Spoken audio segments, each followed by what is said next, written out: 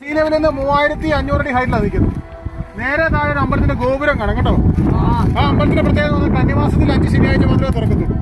ആ റോഡ് കണ്ടോ, റോഡ്, ആ റോഡിന്റെ ഒരു തെങ്ങുകളാണ് ഉണ്ടയായിട്ട് നിൽക്കുന്നുണ്ടോ, ക്രിസ്മസ് ട്രീ പോലെ നിൽക്കുന്നത്. അത് വാളൻപുളി, വാളൻപുളി ഗ്രൗണ്ടി പച്ചയായിട്ട് നിൽക്കുന്നുണ്ടോ. വിവിധതരം പച്ചക്കറികളാണ്, തക്കാളി, ബീൻസ്, വെണ്ടയ്ക്ക, വഴുതനങ്ങ, അതുപോലെ പച്ചക്കറികളാണ്. പിന്നെ അടുത്ത ടൈല് പതിച്ചിട്ടേക്കുന്ന കാണുന്നുണ്ടോ, കുറിച്ചോമല, അത് അടുത്ത കൃഷിക്ക് വേണ്ടി മണ്ണ് ഒഴിച്ചിട്ടേക്കുന്ന. ഇവരുടെ പ്രത്യേകത പറഞ്ഞാൽ ഒരുമിച്ചാണ് താമസിക്കുന്നത് ഒരു ഗ്രാമങ്ങളിൽ. അങ്ങേറ്റം കണ്ടോ, ബ്രഹ്മപുരത്തെ ചപ്പുകളിൽ കൂട്ടിട്ടേക്കുന്നുണ്ടോ. അതൊരു ഗ്രാമമാണ്. അവർ കൃഷി ചെയ്യുന്ന ഈ സ്ഥലവും ഈ അമ്പലവും ഈ ഗ്രാമവും തമ്മിൽ 6 കിലോമീറ്റർ അകലമുണ്ട്. അവരിവിടെ വരുന്നു, കൃഷി ചെയ്യുന്നു, അവരുടെ നാട്ടിലേക്ക് പോകുന്നു.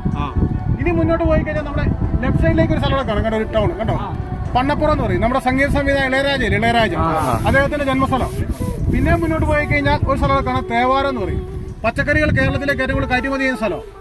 പിന്നെ മുന്നോട്ട് പോയി കഴിഞ്ഞാൽ ഒരു സ്ഥലമുണ്ട്, ബോഡി നായ്ക്കിൻ്റെ എന്ന് പറയും. ഇടുക്കി ജില്ലയെ സംബന്ധിച്ചായിട്ട് നിയറസ്റ്റ് റെയിൽവേ സ്റ്റേഷനാണ്. അതിലെ നേരെ മുകളിലേക്ക് പോയാൽ പൂപ്പാറ, മൂന്നാർ, മറയൂർ, കാന്തല്ലൂർ അങ്ങനെ പോകാൻ പറ്റും.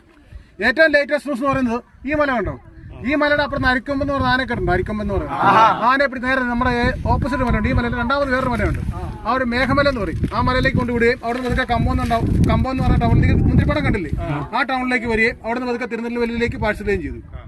ഇനി ഇവിടുത്തെ ഏറ്റവും വലിയ പ്രത്യേകത, ഏഷ്യയിൽ തന്നെ ഏറ്റവും കൂടുതൽ കാറ്റടിക്കുന്ന സ്ഥലം ഇത്. 30 കിലോമീറ്റർ 35 കിലോമീറ്റർ വേഗതയുള്ള കാറ്റടി.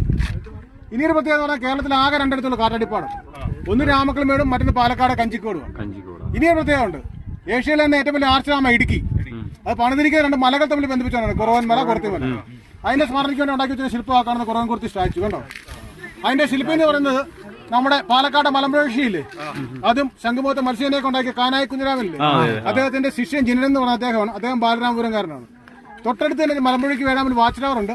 അതുകൊണ്ടായിരിക്കുന്ന ഈ ജിനന്റെ ശിഷ്യൻ ഹരിലാൽ എന്ന് പറഞ്ഞ അദ്ദേഹമാണ്. അദ്ദേഹം ഇടുക്കി വാഴത്തോപ്പുകാരനാണ്. ഇതാണ് ഇവിടുത്തെ കഥയും കാര്യങ്ങളൊക്കെ. ഓക്കെ ആയില്ലേ?